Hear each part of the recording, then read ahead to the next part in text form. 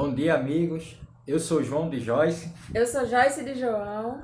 Nós somos casados há 10 anos e temos uma filha. E hoje vamos tratar sobre a lição 9 da classe da família, que é sobre restauração para casamento em crise. O texto base para essa lição a gente vai encontrar em Mateus 7, do 24 ao 27. Vocês, caso queiram, abram as suas Bíblias para nos acompanhar.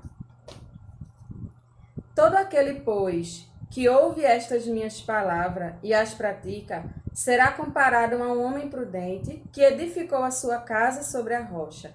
E caiu a chuva, e transbordaram os rios, sopraram os ventos e deram com ímpeto contra aquela casa, que não caiu, porque fora edificada sobre a rocha. E todo aquele que ouve estas minhas palavras e não as pratica, será comparado a um homem insensato que edificou a sua casa sobre a areia. E caiu a chuva, transbordaram os rios, sopraram os ventos e deram com ímpeto contra aquela casa, e ela desabou, sendo grande a sua ruína. Então hoje a gente vai aprender estratégias diante da palavra de Deus de como a gente construir o nosso lar edificado na rocha, que é Jesus. O primeiro tópico da lição mostra que não há casamento tão bom que não possa ser melhorado, nem tão ruim que não possa ser restaurado. E a gente sabe que a crise no casamento, ela não escolhe classe social, raça, religião, ela chega independente da sua situação. Então a gente tem que saber como contornar a crise no meio do relacionamento conjugal, né? O primeiro tema, que está também aí na sua lição, se chama tomada de consciência. E a primeira consciência que a gente precisa ter no nosso casamento é a consciência. A tomada de consciência é a conscientização da aliança.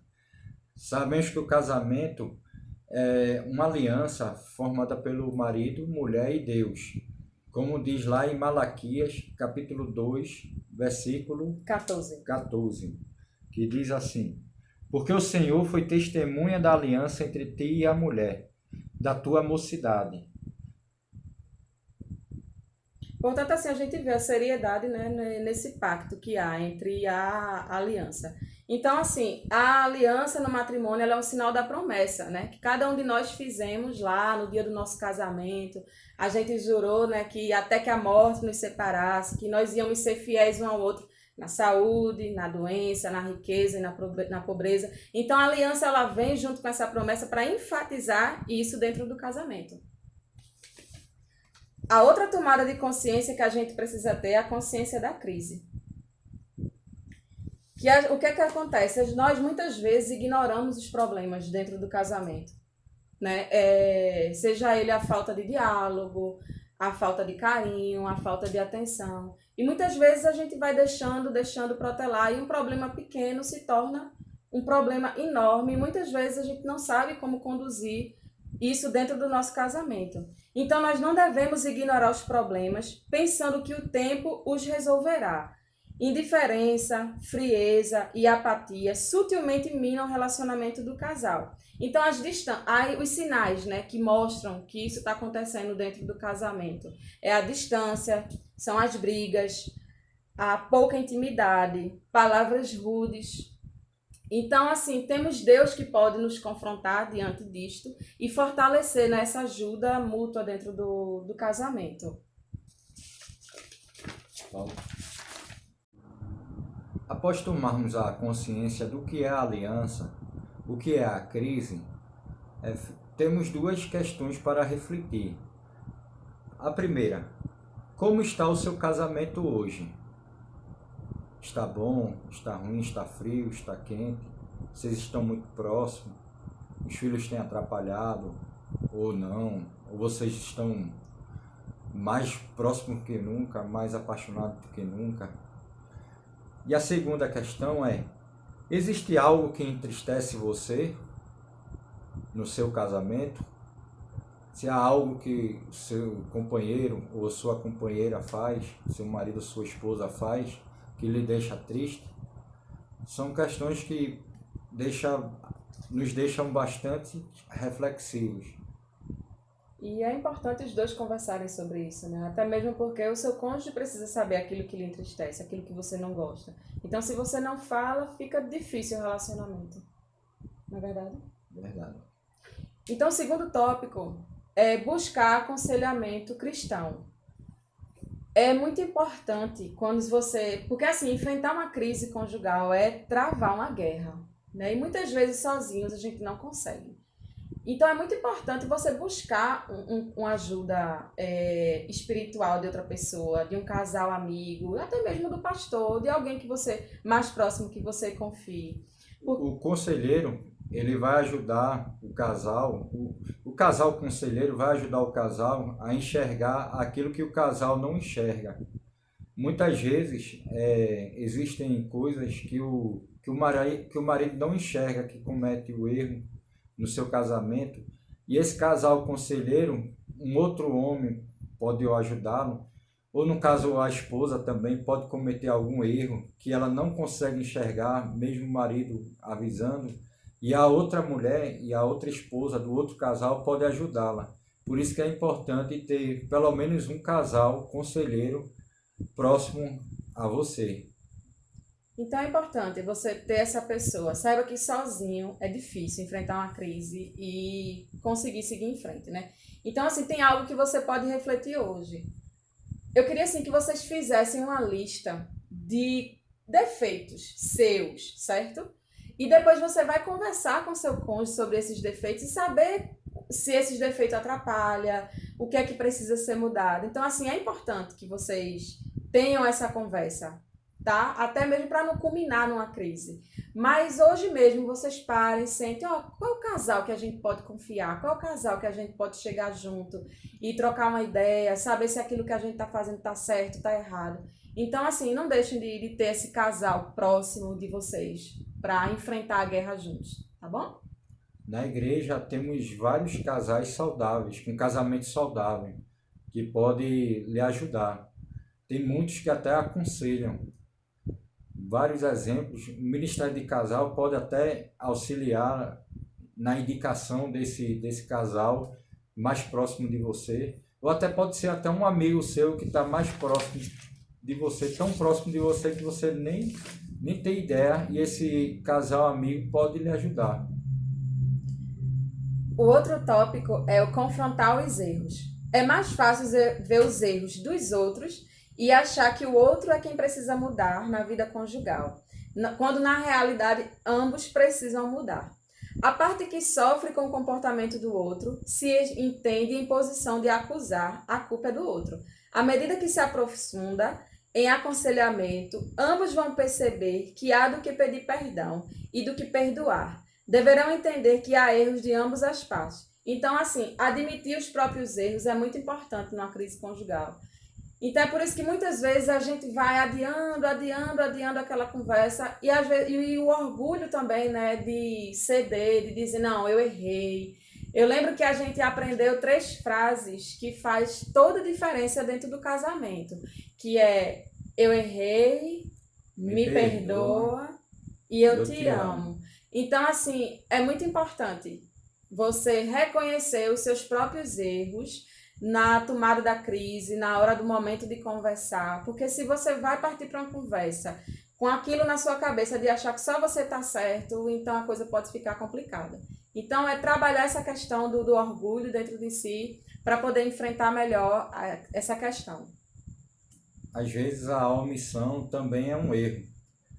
Quando um comete um erro e o outro se omite, porque já está tão acostumado com aquele erro que às vezes se omite e termina praticando o mesmo erro também do que o primeiro está fazendo.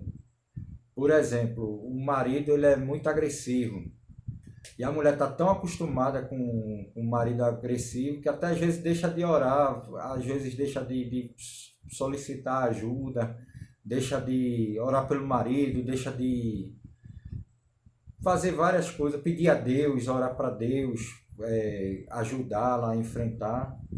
E às vezes se omite e também termina cometendo um erro da omissão. Agora, para refletir, em relação a esse tema, a gente fez outro questionamento que pergunta: qual foi a última vez que você reconheceu o seu erro e pediu perdão? Nós sabemos que nós somos humanos, que nós cometemos erros. Qual foi a última vez que você cometeu erro com sua esposa, ou então você cometeu erro com seu marido e pediu perdão? Então, nós vamos para outro tópico também, que é perdoar mutuamente. A gente sabe que perdoar não é uma tarefa fácil, e perdão, ele é algo assim, uma capacidade divina. Você não vai sentir vontade, certo? Sentimento, assim, eu vou esperar uma inspiração divina vir e me dar o sentimento de querer perdoar. Isso não vai acontecer. Porque perdão é atitude, é você decidir, não, eu vou perdoar fulano, eu vou perdoar cicrano. Você precisa querer e tornar isso uma ação, tornar isso real na sua vida. Então, assim, o perdão, ela quando chega no casamento, ele é libertador. Aí você pode estar pensando, Joyce, tu acha que eu vou perdoar e vou tirar da minha memória tudo que aconteceu? Não. Perdoar não é você esquecer, né? Ninguém aqui, a não ser que você tenha problema com sua memória. Mas perdoar é você lembrar sem dor, né? Também tem outra questão que a gente precisa ter cuidado no casamento, é que às vezes a gente perdoa o outro e sempre quando tem algum problema, joga na cara aquilo que foi perdoado. Então, perdoar é esquecer nesse sentido. Você não pode perdoar algo, certo? Do seu cônjuge, toda vez que vocês tiverem um problema, você jogar na cara dele isso. Não é legal, tá bom? Então, assim, é perdoar e esquecer nessa questão, tá? É você neutralizar aquilo na vida de vocês dois e seguir em frente. Além disso, o perdoar é você pode até lembrar, mas não sentir mais aquela dor. Por exemplo, a dor da traição, você perdoa, o casamento é restaurado, você até lembra que aconteceu aquela falha do seu cônjuge, mas você não sente mais aquela dor, porque você perdoou. Ou até ele pode até se sentir magoado, né? Mas houve o perdão. E o outro ponto é, depois de que tudo isso aconteceu, né? Aconteceu a crise, vocês chegaram a um ponto de conversar, de se perdoar, de reconhecer onde cada um errou, é o ponto de reaprender a amar, né? Em 1 Coríntios 13:8 diz que o amor ele jamais acaba. Então, amar é você cultivar todo dia. O amor ele é uma plantinha, ele precisa ser regado, ele precisa ser cultivado. Então, a gente precisa reaprender a amar um ao outro todos os dias, né? A cada manhã. Porque nós somos falhos, nós erramos, mas a gente precisa aprender a amar até para conseguir cumprir a promessa, né, de que até a morte nos separe. Então, assim, para que a gente conclua essa questão, a gente precisa saber que todo casamento em crise há solução e superação. A gente pode sim superar uma crise, né? Se a gente reconhece onde tem um problema e que ele existe, onde eu errei, onde eu posso mudar, então ele tem solução. Existem alguns conselhos, algumas sugestões que a gente pode dar para ajudar nessa questão de você ter a crise, se livrar dela e saber conduzir junto, né? A primeira sugestão que estamos dando é: mantenha um diálogo saudável. A segunda é participe de encontros para casais proporcionados para a sua igreja. É muito importante vocês participarem de encontros, porque você aprende com um casal mais jovem, um casal mais velho, você aprende com um conselheiro. Então, assim, aquilo que está faltando no seu casamento, de repente essas pessoas podem te ajudar a você acrescentar. O terceiro é: busquem tempo de qualidade.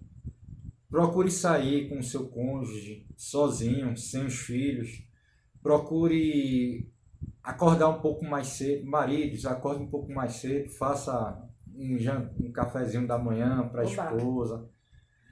Procure passar mais tempo de qualidade, esquecer um pouquinho o celular, que tem atrapalhado tanto muitos casamentos, principalmente o WhatsApp, Facebook, Instagram. Namorem. O verdadeiro namoro, ele começa depois do casamento, né? Então, muitos casais, quando casam, vão morar juntos e esquecem que é importante namorar. Depois, enfatizem as qualidades e não os defeitos do outro. A gente sabe que todos têm defeito, mas procurem focar na qualidade da sua esposa. Esposa, procure focar na qualidade dele, porque eu sei que ele deve ter alguma qualidade e a esposa também deve ter alguma qualidade e esquecer mais o defeito. Então, assim, entenda também a linguagem de amor do seu cônjuge. Tem um livro muito interessante, né, que é As 5 Linguagens do Amor. Então, assim, dá uma olhadinha lá nesse livro e procura estudar o teu marido, estudar a tua esposa, para saber qual é a linguagem de amor que ela fala, para que vocês possam estar falando a mesma linguagem. A próxima é surgindo defeitos, surgindo problemas, busquem ajuda. Peça ajuda a Deus, peça ajuda ao casal, que vai ser seu amigo, seu conselheiro. Peça ajuda a outra pessoa, peça ajuda a um irmão de fé, um irmão de sangue. Peça ajuda a alguém. Não guarde para si os seus problemas. Algo muito importante também que você precisa não esquecer é orar juntos. Nós precisamos, como casal, buscar em Deus respostas que precisamos para o nosso casamento. Em tudo aquilo que venhamos a fazer, a gente precisa orar, né? Seja lá a hora numa refeição, antes de dormir, ou se você puder durante o dia reservar um tempo para que isso seja feito, é interessante você não esquecer de orar junto com seu cônjuge. Perdoe-se diariamente. Sabemos que, como seres humanos, nós cometemos muitas falhas durante o dia e pode ser que durante o dia eu machuque minha esposa ou ela me machuque e devemos nos perdoar diariamente por qualquer falha que um cometa com o outro. E é muito importante não deixar o sol se pôr enquanto nós estamos irados. Ou seja, temos que perdoar antes do sol se pôr. Não dormir com raiva. Não dormir com raiva. Resolver antes de deitar na cama. Tentar resolver nossos problemas. E sempre de cabeça fria, né? Esfriar, contar de 1 até 10 e depois conversar e resolver os confrontos que tem com o outro. E por fim, o amor e o respeito, que é muito importante para o casal. As mulheres gostam muito de ser amadas e os homens gostam muito de ser respeitados. Mulheres, respeite seu marido. Homens, ame sua esposa e dê a vida por elas. Então, para finalizar, tudo isso que foi falado nessa aula de hoje possa te ajudar a construir a tua casa, o teu lar firmado na rocha, que é Cristo, né? E que nós não esqueçamos de buscar ajuda no momento que precisa. Senhor, abençoa cada casamento da nossa igreja, abençoa cada família, Senhor. Esteja, que cada casal te coloque no meio do seu relacionamento, que possam se relacionar individualmente contigo e entre eles, Senhor, e que haja muita harmonia e a tua paz, que só tu nos dá, Senhor. Nos abençoa, em nome de Jesus. Amém. Amém. Que Deus abençoe o teu lar. Até logo. Até.